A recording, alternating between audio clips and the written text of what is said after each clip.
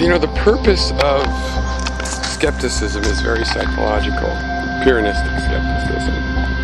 And you know, I have a modified version of it myself, but it's definitely related. Here's where I'm going.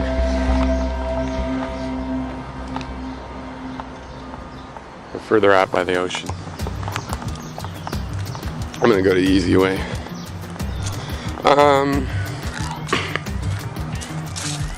Yeah, it's very psychological. Its goal is a thing called ataraxia or ataraxia. And the place has been abandoned, but they're fixing it up. It'll be harder to come here afterwards.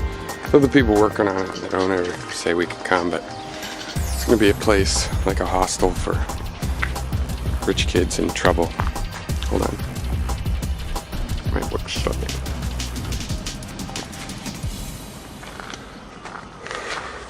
There we go. So it's ataraxia or ataraxia, and this is a feeling of tranquility. You've all had it. One time you have it is like after a close call. So you almost get in a fatal accident on your bicycle, and you don't get a scratch on you. Just whoosh, whoosh, and you're like, oh, that feeling afterwards. You say, okay, my God, and you just sit down in the park and drink a big thing of water in the sun, and you're like, oh. And I think this is what makes a lot of people think that you only get these feelings by a close call like that. And there's some truth, which is why I start with that example, but you can also just come to a place like this, right?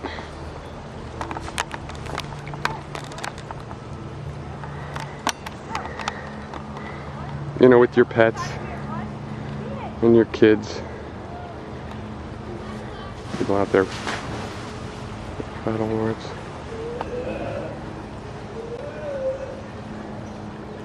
I'm not going to film the kids over there, but they're at the rope swing where the lagoons empty out into the bay. The water's really cold here because it's all fresh from these streams and springs. Okay, just a sec, I'll be right there. And I'm gonna lie down. I'm gonna jump in the water and get out, dry off, lie down. A little bit in the sun, a little bit in the shade. Read a little bit. Spook.